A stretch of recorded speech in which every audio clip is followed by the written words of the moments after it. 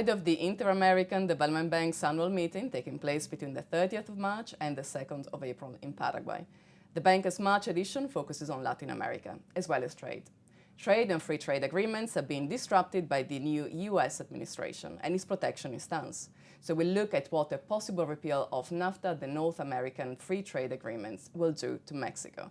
But technology is also disrupting the way that trade deals should function.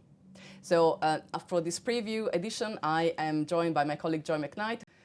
So Joy, thank you for joining me. You have written about this subject, so can you tell me what are the key highlights and how we should all now be looking at trade in a world where e-commerce and digitalization really are taking over?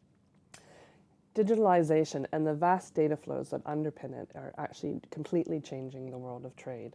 If you think about it, you think of the big global platforms like Alibaba, LinkedIn, WhatsApp, is completely changing how people are communicating, how they're connecting, how they're working, studying, and consuming. So it's a complete change. And you mentioned the e-commerce platform. You think about Alibaba or Flipkart or eBay, and how that's actually changing how SMEs, small and medium-sized enterprises, are actually able now to access the global value chain that previously was just for multinational corporations. Okay. And then also just new technologies that are coming into play. Let's say 3D printing. If you really think about it, that completely changes how trade happens across the world. So let's say you have a widget that's designed in China, but then 3D printed in the UK. The widget itself actually doesn't cross the borders, it's the data file that does. So then that changes, like you really need to question, is that a good or is now that a service? And so that changes the way that we relate to free trade and tariffs and supply chains as well. So I know that some of the elements, including the trans-Pacific partnerships, were indeed looking at e-commerce and the digitalization. But of course, how this deal will develop in the future is under question as well. The US has backed down from it.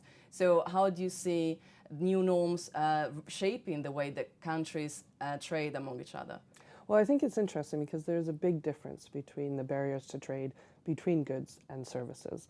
The barriers to trade for goods is usually around cross-border tariffs, but the barriers to services are more about regulation and sort of the business environment in each country. So there is trying to, all of these new trade agreements, like you talk about the TPP, but also TISA, which is Trade and Services Agreement, which is being negotiated amongst 23 WTO members at the moment. They're actually really trying to address that and take it to the next level of how to harmonize those regulatory sort of differences to make it easier for business to do trade in services cross-border.